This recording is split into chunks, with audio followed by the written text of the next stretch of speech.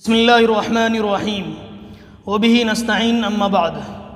میرے عزیز دوستو، آج کا ہمارا عنوان قرآن اور نظام کائنات میں کوئی تعارض نہیں۔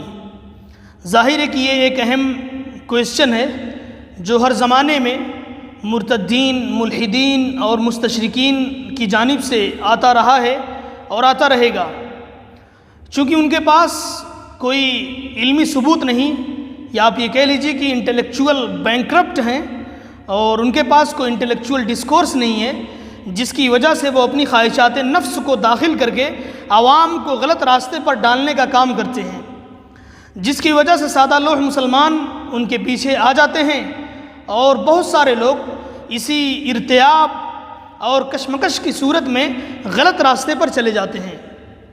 لیکن آج انشاءاللہ العزیز اس سبق میں خلاصہ ہوگا کہ قرآن اور نظام کائنات میں کوئی تعارض نہیں، اور یہ عنوان آج اس لیے ضروری بھی ہے کہ اس کا کاؤنٹر کیا جانا اس زمانے میں ضروری ہے، جیسا کہ آج ہم دیکھ رہے ہیں ایتھیزم کس برق رفتاری کے ساتھ بڑھ رہا ہے۔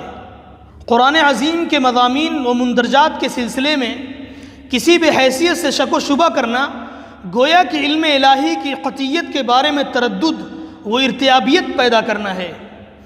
گویا یوں فرض کر لینا ہے کہ قرآن میں بعض غیر واقعی امور واقعات بھی مذکور ہو گئے ہوں گے، اور اس طرح فرض کر لینا قرآن کی صداقت کو مشکوک قرار دیتا ہے، جو ایمان کی کمزوری اور بعض صورتوں میں اس کی محرومی پر دلالت کرتا ہے، حالانکہ خود باری تعالیٰ اپنے کلام ابدی کی صداقت و حقانیت کے بارے میں صاف صاف ارشاد فرماتا ہے۔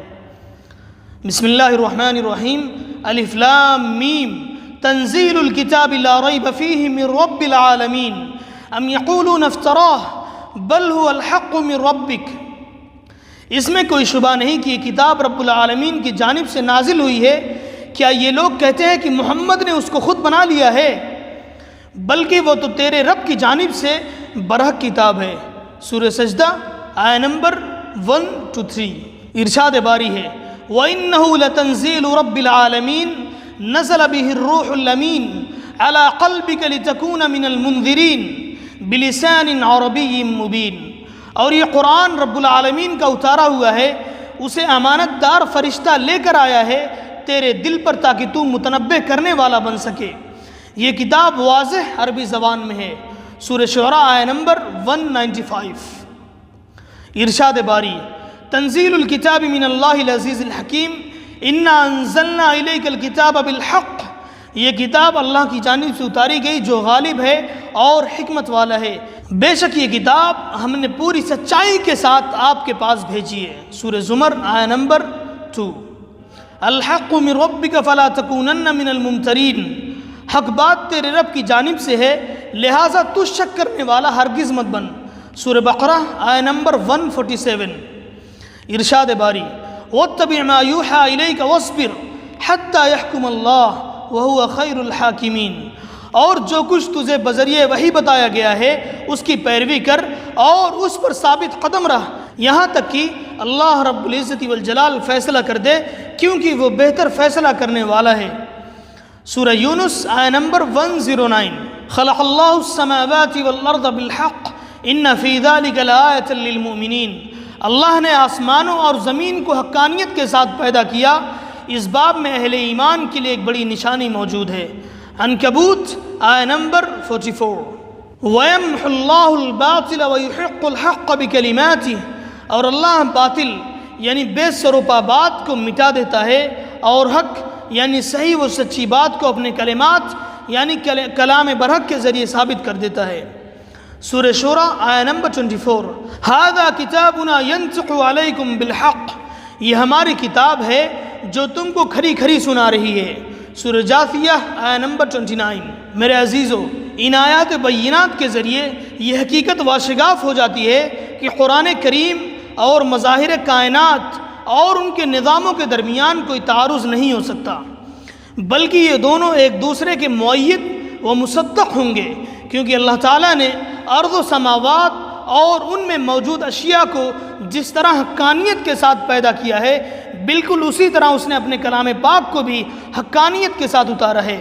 لہٰذا یہ دونوں ایک دوسرے کے خلاف ہو ہی نہیں سکتے، اور زمین و آسمان میں کوئی ایسی چیز کبھی نہیں پائی جا سکتی جو اس کلام برحق کو جھٹلا سکتی ہو۔ حسب ذیل آیت کریمہ اس پہلو کی بھی نشاندہی کرتی ہیں جن میں ان دونوں کی صداقت و سچائی کے لیے لفظ حق کو یکساں طور پر استعمال کیا گیا ہے۔ وَهُوَ الَّذِي خَلَقَ السَّمَاوَاتِ وَالْأَرْضَ بِالْحَقِّ، وہی ہے جس نے آسمانوں اور زمین کو حقانیت کے ساتھ پیدا کیا۔ سورہ انعام آیہ نمبر 73۔ وَمَا خَلَقْنَا السَّمَاوَاتِ وَالْأَرْضَ وَمَا بَيْنَهُمَا إِلَّا بِالْحَقِّ، اور ہم نے آسمان و زمین اور ان دونوں کے درمیان موجود شدہ اشیاء کو حقانیت، سچائی، حکمت اور مطابقت ہی کے ساتھ پیدا کیا ہے۔ سورہ روم آیہ نمبر 8۔ إِنَّا أَنزَلْنَا إِلَيْكَ الْكِتَابَ بِالْحَقِّ لِتَحْكُمَ بَيْنَ النَّاسِ بِمَا أَرَاكَ اللَّهُ، بے شک ہم نے یہ کتاب تیرے پاس حقانیت کے ساتھ بھیجی ہے تاکہ تو اللہ کی فرمائش کے مطابق لوگوں کے درمیان فیصلہ کر سکے۔ قُلْ يَا أَيُّهَا النَّاسُ قَدْ جَاءَكُمُ الْحَقُّ مِنْ رَبِّكُمْ، تم کہہ دو کہ اے لوگو تمہارے پاس تمہارے رب کی جانب سے حق بات آ چکی ہے۔ سورہ یونس آیہ نمبر 108۔ اللہ الذی انزل الکتاب بالحق والمیزان، اللہ وہ ہے جس نے اس کتاب اور میزان کو حقانیت کے ساتھ اتارا ہے۔ اب ان آیات کی تشریح میں چند کلمات ملاحظہ فرمائیں، یعنی اس کتاب حکمت کے ساتھ اس نے ایک میزان عدل بھی اتارا ہے جس کے مطابق حق و باطل کو پرکھا جا سکتا ہے۔ اس اعتبار سے اس مادی کائنات کے تمام مظاہر اس میزان عدل کا نمونہ ہیں جو ہمیشہ اس کلام برحق کی تصدیق و تائید کر کے اپنی نیاز مندی کا ثبوت پیش کر رہے ہیں۔ چنانچہ نزول قرآن سے لے کر آج تک اس عالم رنگ بو کی ایسی کوئی علمی صداقت دریافت نہ ہو سکی جو اس کلام پاک کو جھٹلا سکتی ہو۔ کتنی شاندار بات کہی جا رہی ہے، اور اس کے ساتھ معارضہ کر سکتی ہو، بلکہ جتنے بھی علمی و آفاقی حقائق دریافت ہو رہے ہیں وہ سب کے سب برابر اس کی حقانیت پر مہر تصدیق ثبت کیے جا رہے ہیں۔ سبحان اللہ، اور قیامت تک یہی سلسلہ چلتا رہے گا۔ اللہ رب العزت والجلال سے دعا ہے کہ وہ ہمیں قرآن کریم کو سمجھنے اور اس میں تدبر کرنے کی توفیق عطا فرمائے۔ وآخر دعوانا ان الحمد للہ رب العالمین۔